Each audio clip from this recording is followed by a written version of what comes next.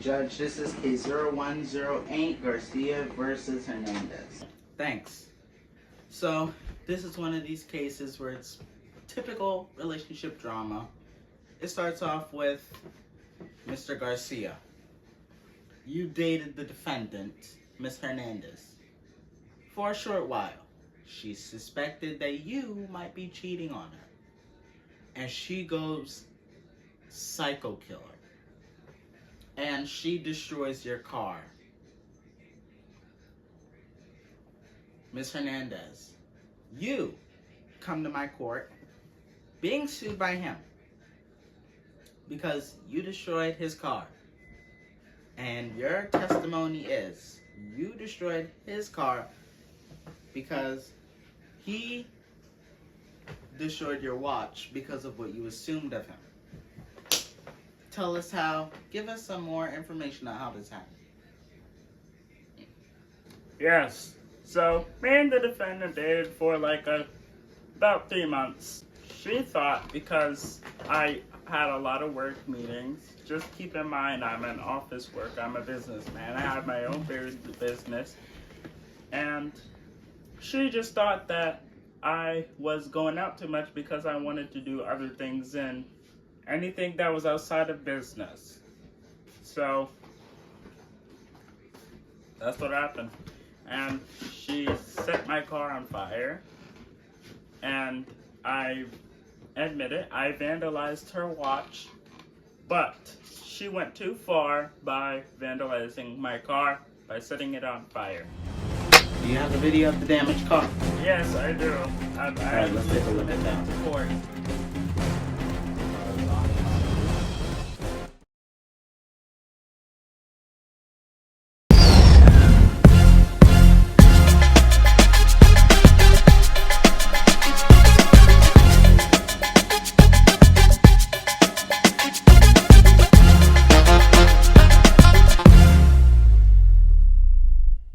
Okay, do you have a video of the damaged car? Yes, I do. Alright, let's take a look at that. To court.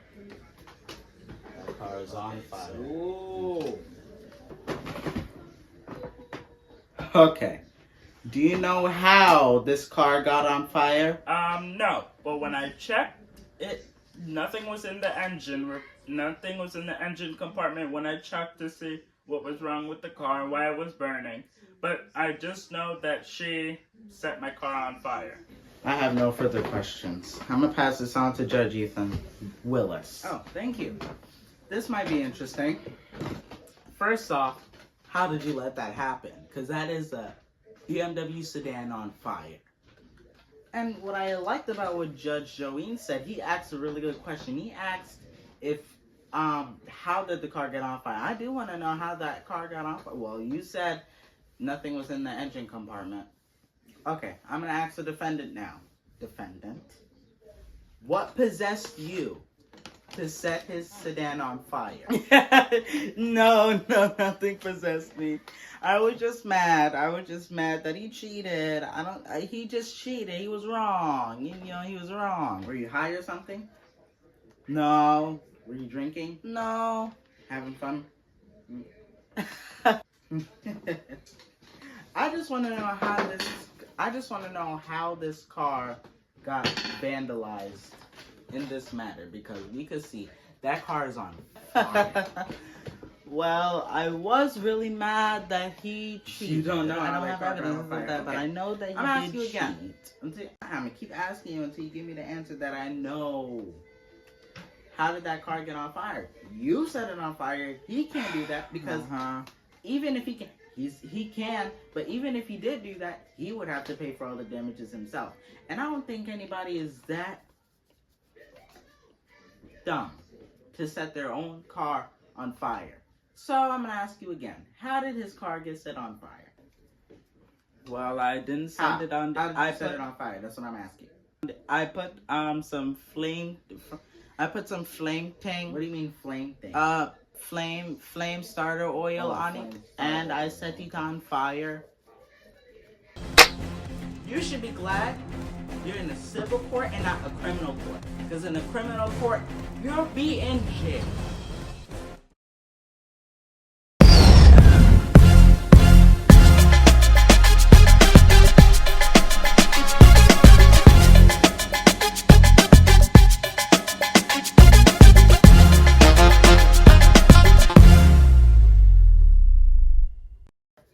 Okay, so you put flame starter oil on the engine, or the engine compartment holder?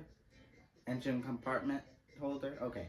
You put it on the front of the car, and you use the flamethrower. You are, okay. And you're suing, and you're here because he also destroyed your watch.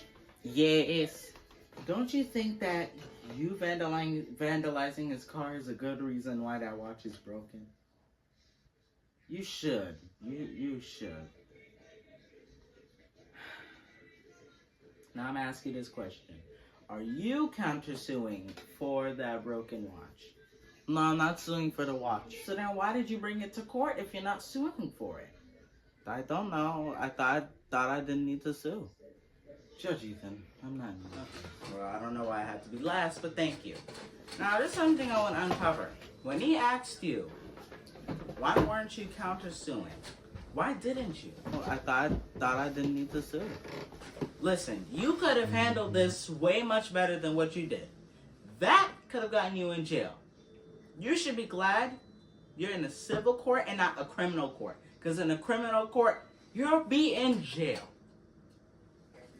With a watch, especially like a watch that is petty, you vandalize a car over a relationship, typical relationship drama. You had a fix-it ticket and you decided to rip that. Now I just want to point something out that Judge Ethan Willis made a great point about. He said that you could countersue for that. Now, if you can countersue for that, I just want to know, why didn't you? Because it could have seemed that if you countersued, you probably would have been able to get your way. Well, I said probably only because you suspected that he cheated on you.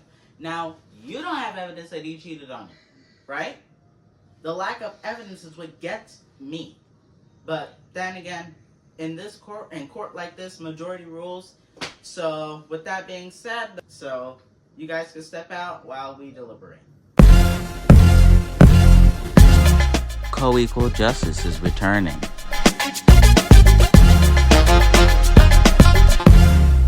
Closed captioning is provided by. Want to watch Co-equal justice? We'll go to our social media platforms on YouTube, Instagram, Facebook, and TikTok at official Co-equal justice. Okay, we can clearly see that this is typical relationship drama. Exactly. Yeah, but let's talk things through. I like what you guys did. You actually, Judge Willis, you actually asked her why didn't she countersue. Yeah, I was like, no, you can't just bring a watch case phone. That's what gets her the most. It's a lack of evidence. If she had just a little bit more evidence, I think we would have been able to give her a verdict. Exactly, because I don't think you can like sue for a watch, and that's a good point. I love you know what? You know what you just said. That makes me think that this was traumatic, right? Okay. 14,000.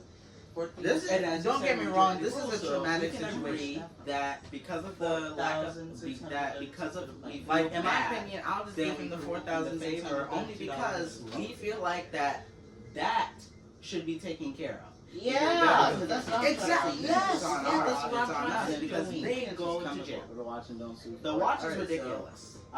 You don't countersue for a watch, but you bring it to court. That doesn't make any sense. I think we should give him the. Are we unanimous on 4,000? Yeah. So honestly, I would just give him the $4,632.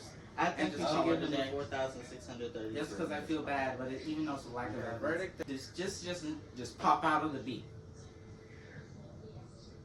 All right, so we have a unanimous verdict, 14. All right, so we have a unanimous verdict, 4,600 for the plaintiff. All right, and so we have a verdict, yes. We have a verdict, and we can now.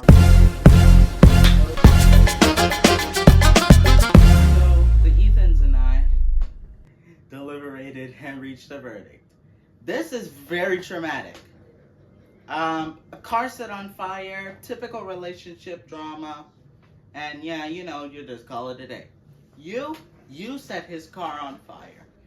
You suspected that he cheated on you. You didn't bring evidence. Even if you had, you didn't bring evidence that he cheated on you. So we're not going to give you any credit for that. So, you brought a picture of the damaged car. You did not have a lot of evidence. It was quite really evident that this was really dramatic, only because your car was set on fire and you're suing for $4,632. Judge Willis and Judge Ethan Brathwaite think that we should give you the $4,632 and call it a day. So that's what we're gonna do, because majority rules. So it is the verdict of this court in favor of the plaintiff, Mr. Garcia, in the amount of $4,632 in favor of the plaintiff. $4,632 for the plaintiff. And this courtroom is adjourned. Please step outside.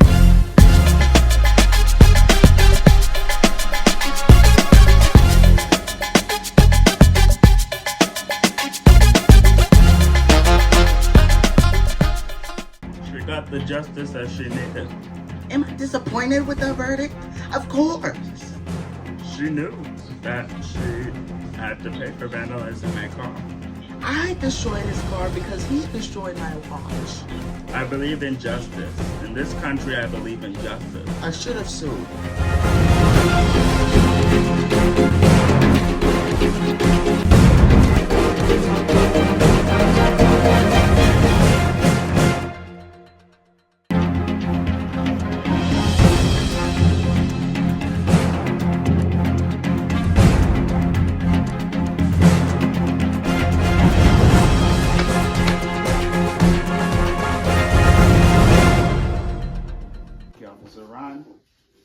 Okay, Can Alepagio, you have brought Mr.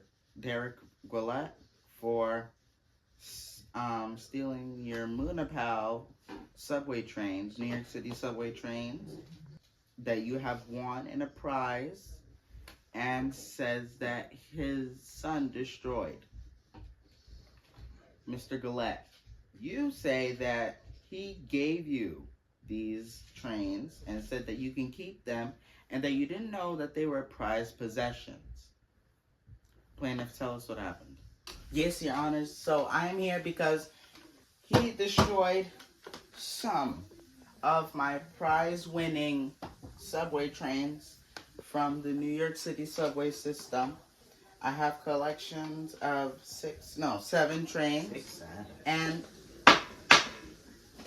see, that's his problem. Shut up. Anyway, I apologize.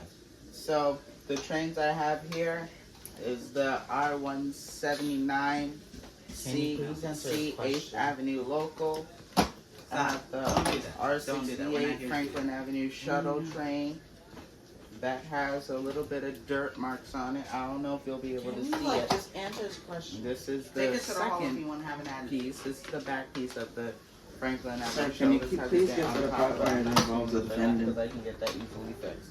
What I want him to fix is this R46A train, 8th Avenue Express. There's scratches all over the train. He covered up the whole thing, the top, and he just made some scratches and dents. That alone is $500 because that is prize winning and prize possession.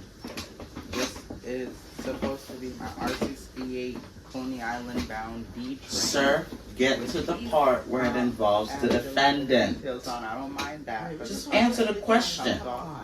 And then he puts the shuttle, the Franklin Avenue shuttle on it when I have one right here.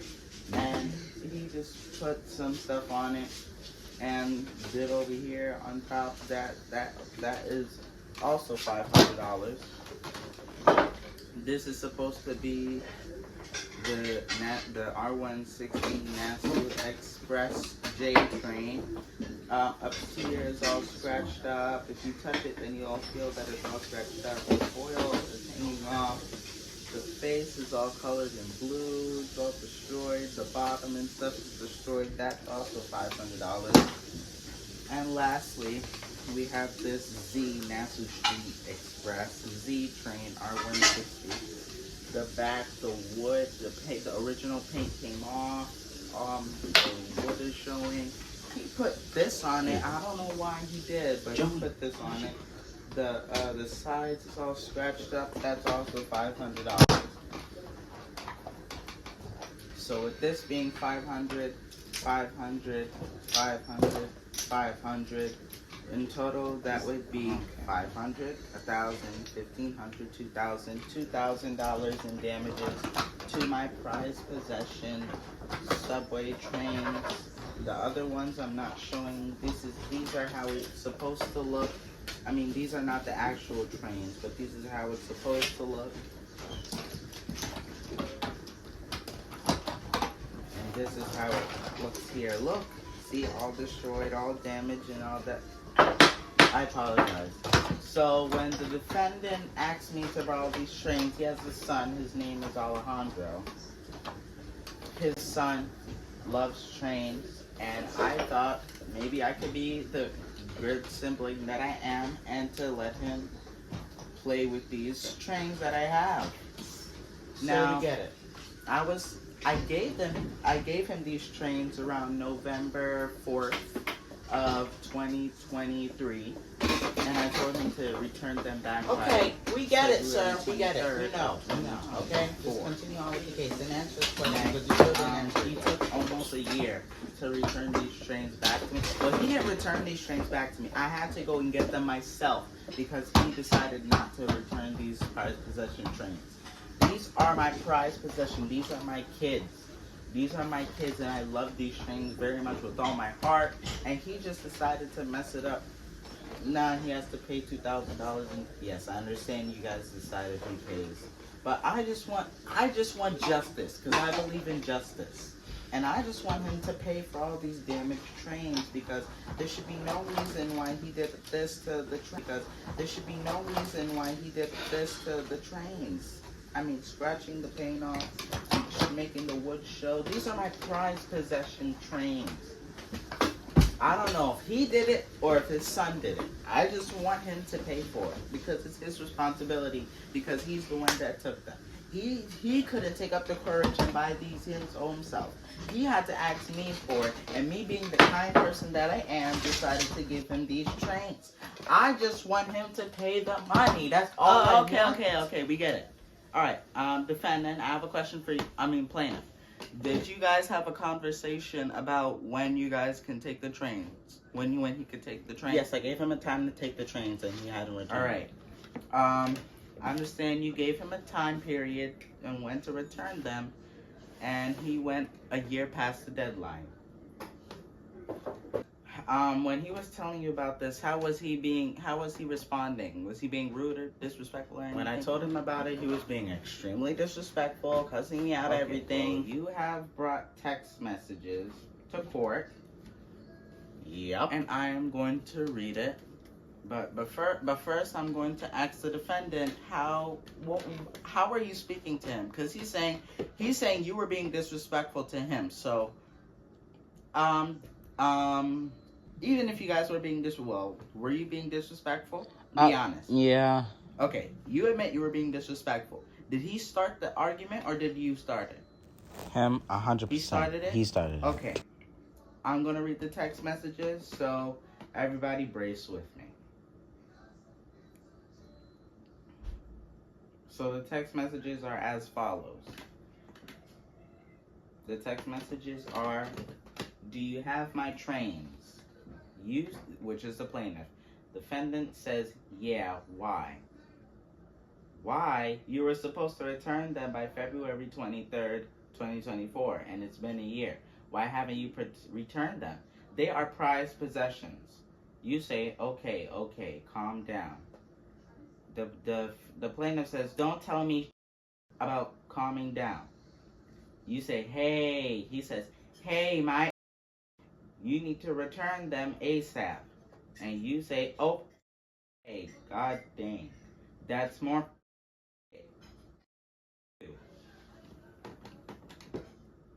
Anybody want to change their answer? Because we can clearly see who started this conversation.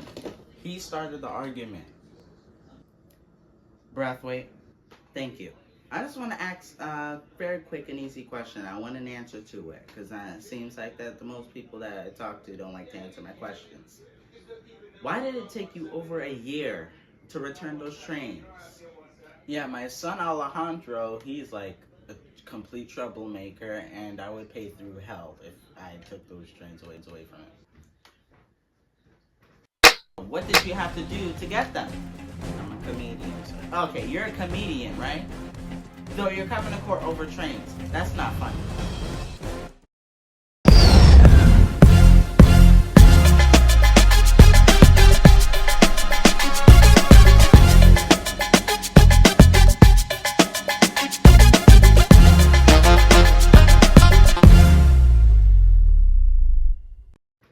Yeah, you're the parent in the house, so if the child does something wrong, you have to correct them, right?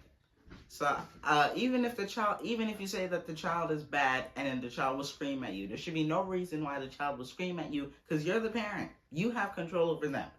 Judge Joween. Thanks, Brathwaite. All right, now I have a question for the both of y'all. Do y'all want to continue being friends? Yes, I do. This is a fix-it ticket. I can fix it. Absolutely not. Why not? Because he's petty. Because he destroyed my trains. Okay, it's a prized possession. But let me tell you something.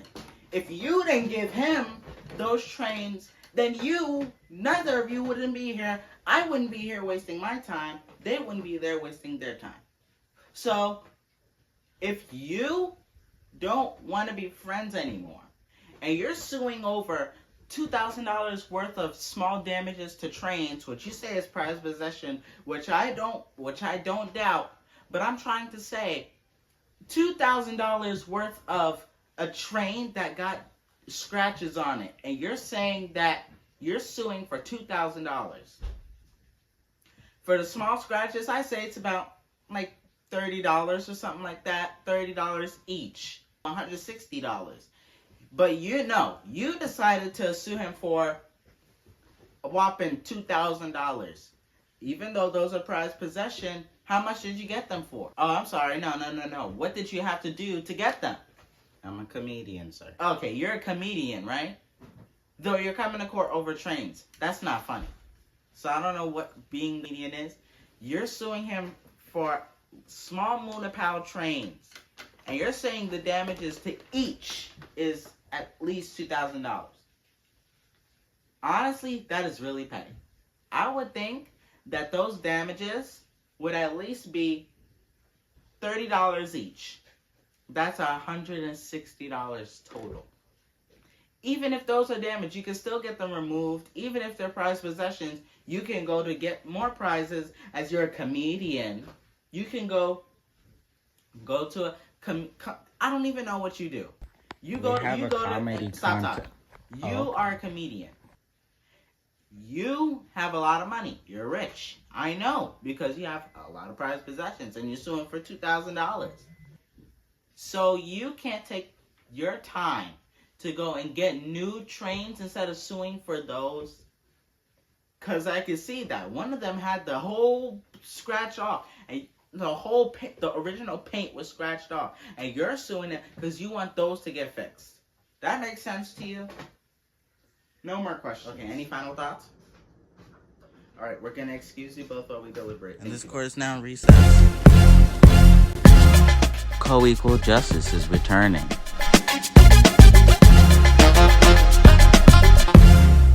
Closed captioning is provided by. Want to watch Coequal Justice? We'll go to our social media platforms on YouTube, Instagram, Facebook, and TikTok at official Coequal Justice. I think he made a good point because he said that's what I'm trying to say. That is petty. Thank you. Finally, someone has common sense. Because listen. You come to court and you sue for $2,000 worth of tiny scratches to trains that you can probably get fixed yourself. You can fix this he can fix it by either getting new trains or repainting them himself. But no, he has to sue him. Not even that. He even has to sue $500 for each. Yeah, absolutely. Yes, he should at least sue for $30 each. Because if he sued for $30 worth of damages, he would have gotten $160. And I don't think that he doesn't have to sue for that much. Yeah, absolutely. I think that his case isn't reasonable. Yeah. Because this is an easy fix-it ticket. Unanimous verdict? I'll dismiss his case. He can fix this his own self. He could have avoided this by saying, no, because I'm pretty sure he probably knows that the child is this problematic. And if he knew that the child was problematic, then that would have made him lose his case. Because he knows how the child is going to act. But though we didn't get that, so we can't rule on that. So I guess we're going to have to say that we're just going to dismiss the case because this just makes no sense. Right? An enemy. Alright, we have a verdict. We've reached a verdict. So the three of us thought, plaintiff, that your entire case was rather really petty. Only because you're suing $2,000 over damages that you can fix yourself. But no, you just decided to sue him. So that's making you look like a fool for suing him over for some damages. Judge Joween said you could have at least sued for $30 each. And you would have gotten $160. Since you guys are friends, you must know his child. And since you must know his child, then you should know that his child would do something like that because he said his child is traumatic. Now, what are you talking? You had your chance to speak. You already spoke, and it's my time now. You don't interrupt a judge, you understand? And especially in the middle of his verdict. You had your chance to speak. These are my kids. Don't make me have to send you out. I'm in the middle of my verdict. I'm about to end it. Stop talking. You did not bring any evidence except for the train and the text messages. Honestly, you started being disrespectful to him. So you know what? We have decided unanimously that we're gonna dismiss your case, and you can just go home with your face on the Pettiness Hall of Fame. Okay? Have a good day. Case dismissed.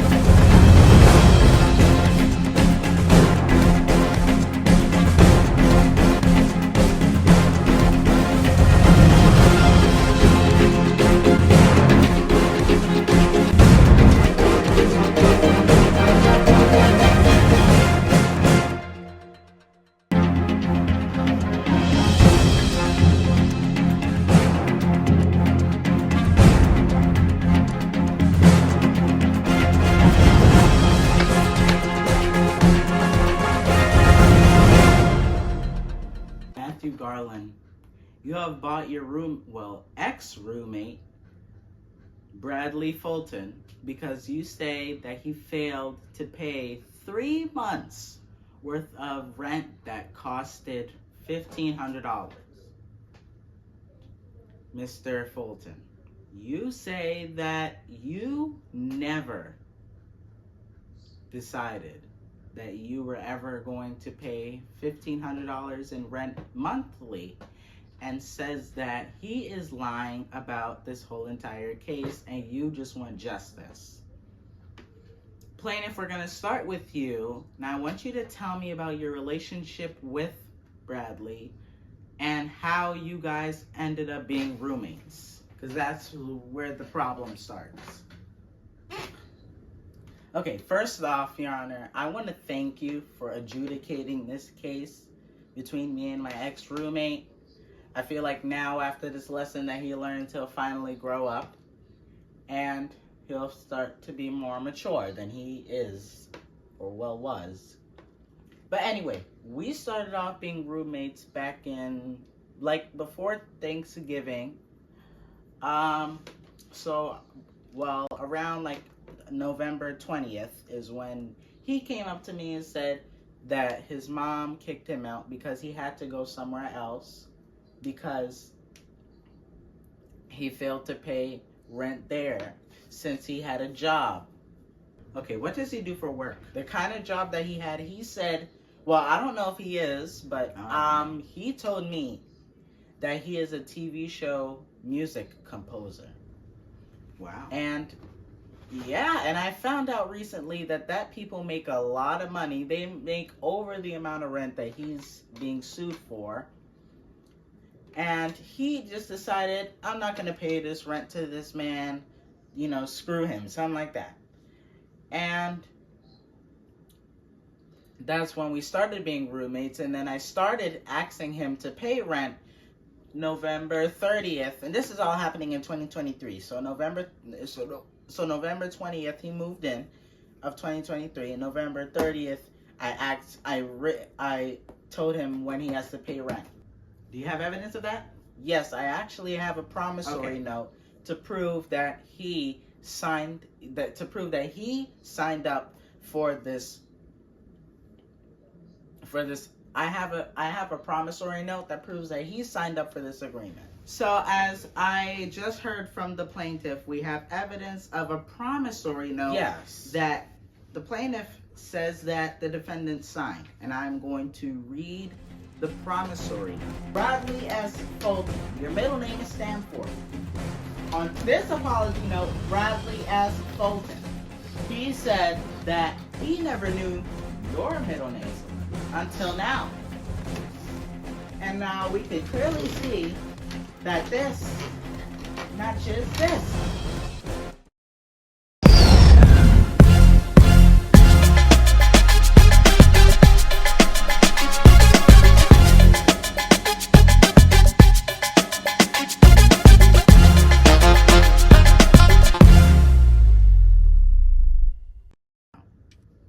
So the promissory note letter is as follows, and it is from November 30th of 2024. You said 2023.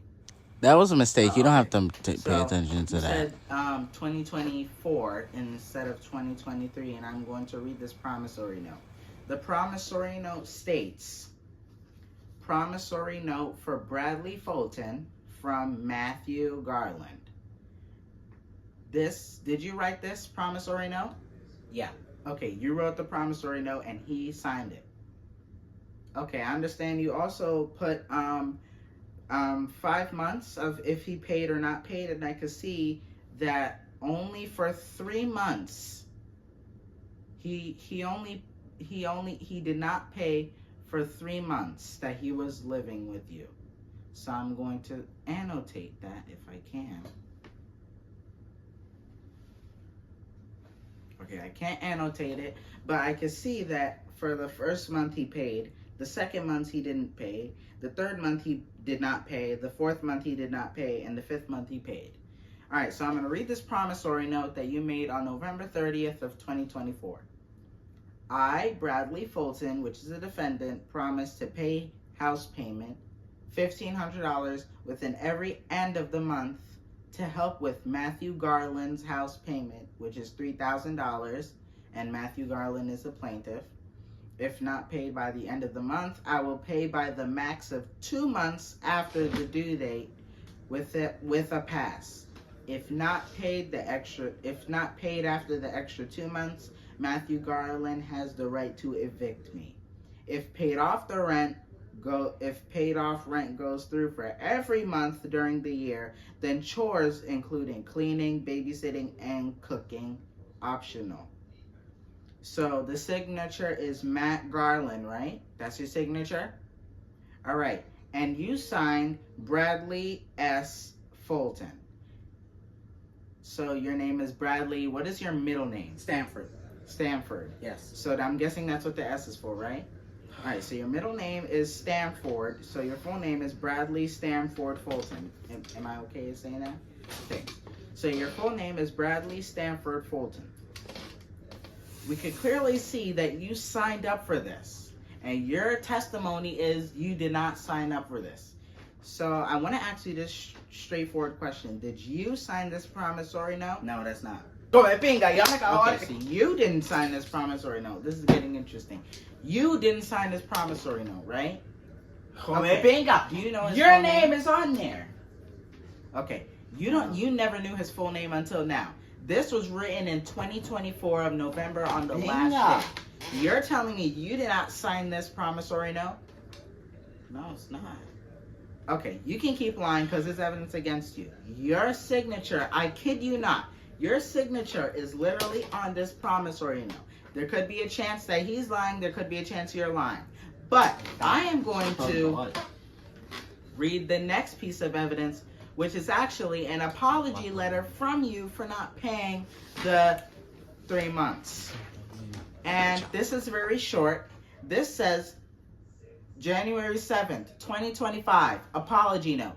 Matt Garland, I have to apologize for not paying my 3-month house payment, but I can pay tomorrow. I will not let this happen again. Bradley S. Fulton. You're telling me you didn't sign this promissory note. You didn't sign this apology letter.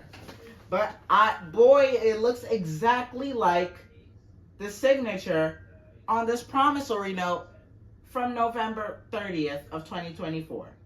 So I'm gonna ask you again. This is your signature, right? No. And you're gonna keep saying no.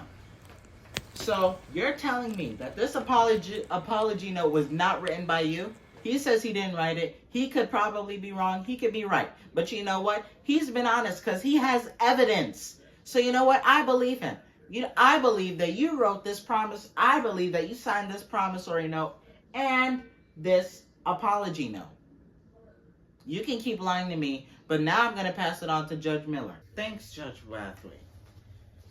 This is going to get interesting because we caught you in a lie, you know? And I believe, Judge Ethan, I believe that you wrote this. Because look at this. Bradley S. Fulton. Your middle name is Stanford. On this apology note, Bradley S. Fulton, he said that he never knew your middle name until now. And now we could clearly see that this matches this. Tell me I'm wrong. you are. I know I'm not. Common sense. But you want to deny it again and again and again. Mm-hmm. So you're basically saying that somebody other than him forged your name on this promissory note. That's exactly what I'm saying. Now let me ask you this question, plaintiff. That is ridiculous. Did anybody else read this promissory note? Was anybody else in your house? Do you live alone? I live alone. You live alone. Yeah. And nobody else knew his name. Not even Because you wrote this on the day he moved in, if I'm me. correct. You are. No, he moved in on the 20th. Yes. But nobody else was living with you. And I'm going to ask, does he have kids? Does he have any Yes, kids? he does. I do.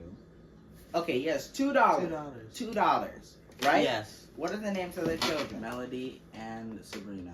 Sabrina and Melody. Mhm. All right. So, when did your children move into his apartment? December 9th. So, your children moved into the apartment after you and your wife have gotten a divorce, and she said that you can keep the children. Petty. She's petty. But let's not bring her up.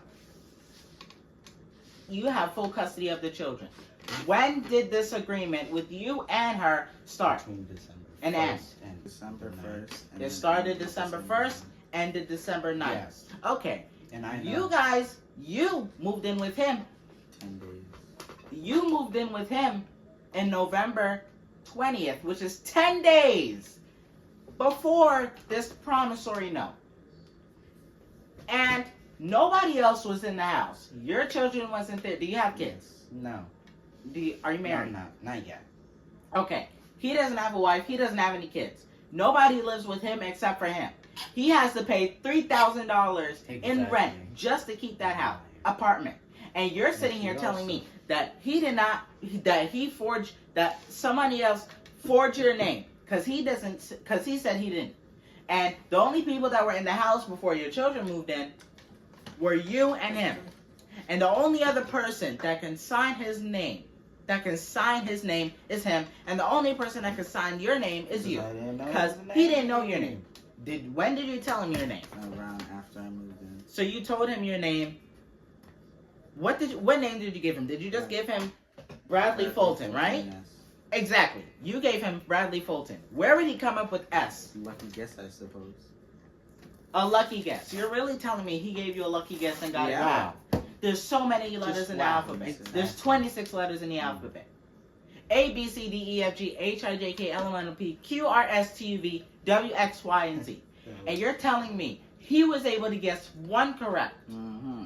I love these judges. You got to be kidding me. So your children moved in December. You moved in November. So that, and he doesn't have a wife or kids. At least not living with him. But he said he didn't. So you're telling me that there's no way that you signed this and that somebody else did. So if somebody else did, then tell me who. I don't know. Somebody did. Somebody that forged your name on there. Because if somebody forged your name on there, that's a lawsuit. You can't come up with the name of the person. I'm going to let Judge Willis pick up on that. Please. Judge Willis. Thank you. Now I just want to be really straightforward with you. I reviewed this promissory note, and the two of them made really good points. They compared the promissory note and the apology note. Okay. It's the same signature. So you can't come and deny because that's the same signature.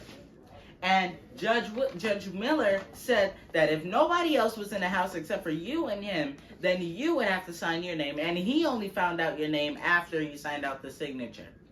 Right? Yeah. Boom goes the dynamite.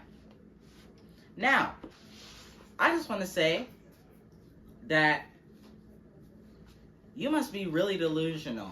If you can, you might have. I'm gonna just be really straightforward. Go ahead. I think your brain is moving as slow as a turtle.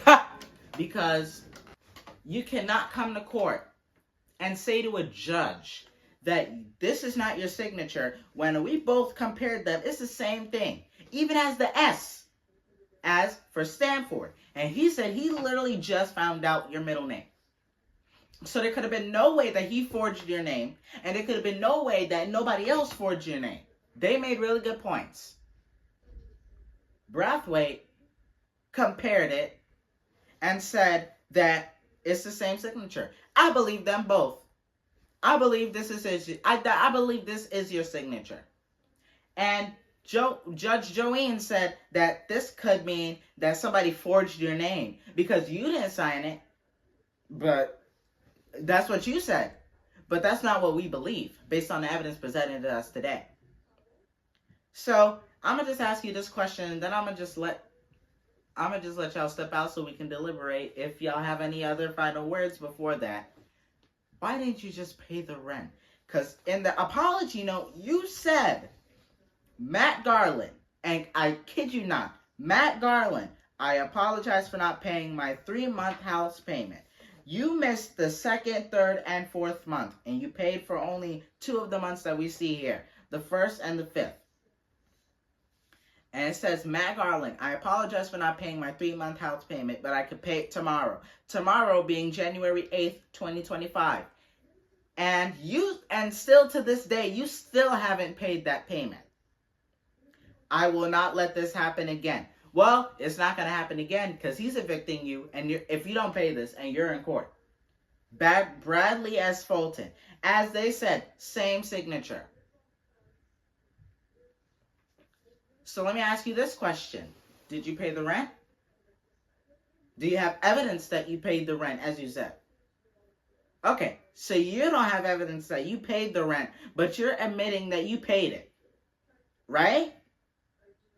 So you're going to come in here and tell me that you paid the rent, but you don't have evidence of that. Yes, so if you're so sure that somebody forged your name, then why'd you tell me that you agreed to pay the rent? Okay, I'm done with you now. I'm going to ask you one question now. I'm going to leave it to the rest of it. You say chores including cleaning, babysitting, and cooking. He's cooking for himself, I assume. Yes. He's cleaning for you and him. Yes. And maybe you also cooking. Yeah. But what do you mean babysitting? What do you mean babysitting? Then that means you might have kids. I'm a godfather, so my friends have kids. So. Oh, okay. So your friends have kids, Yeah. but your friends have kids that you asked him to babysit for. Yes. Before his kids moved in. So if you asked him to babysit for those kids, then that means that when he was here, when he was living with you around the time, then he signed that promissory note. Tell me I'm wrong. You're not. Exactly. I knew it. I have no further questions. Okay. Any final thoughts? Any final messages? Okay. You guys can step out while we deliberate. Thank you. Co-equal justice is returning.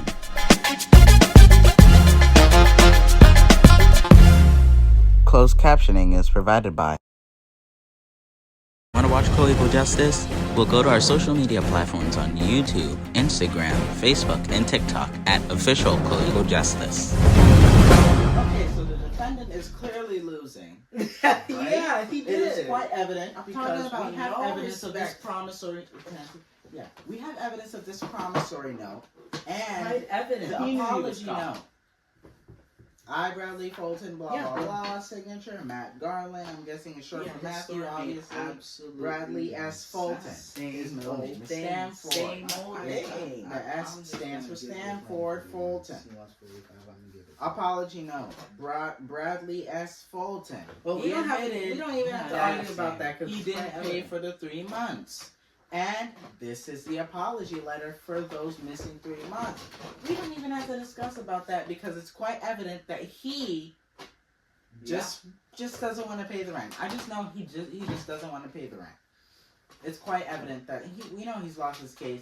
It's quite evident. I have nothing else for him, so I'm unanimous on him paying the $4,500. All right, you? Of course. Okay, we have. Of course. That was quite easy. We have deliberated and reached a verdict, and it was unanimous, thankfully. And for obvious reasons. Plaintiff, you say he didn't pay rent. Defendant, you deny it. You say you did pay rent, and you say you don't owe him. But here's the thing that gets me. You wrote an apology note. He wrote an apology note. Matt Garland, I apologize for not paying my 3 months house payment, but I can pay tomorrow. I will not let this happen again. Bradley S. Fulton.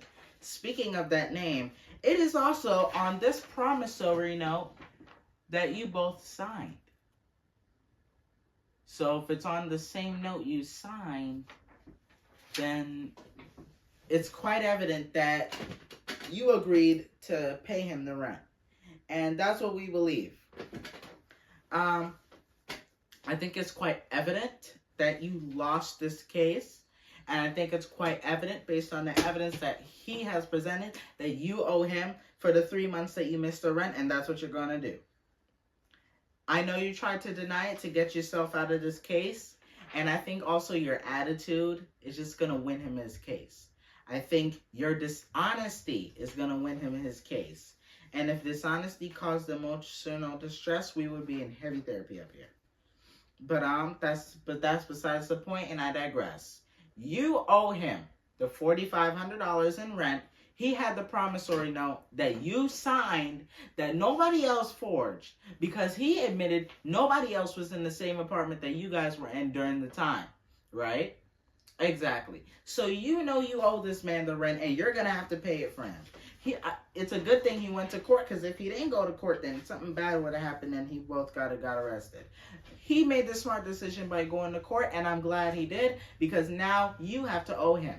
You owe him, and you're going to pay it. It is the verdict of this court in favor of the plaintiff in the amount of the 3 months missing for rent, which is for the second, third, and fourth month, which you did not pay, which is a total of $4,500 for the $1,500 that you missed for the 3 months. Because 15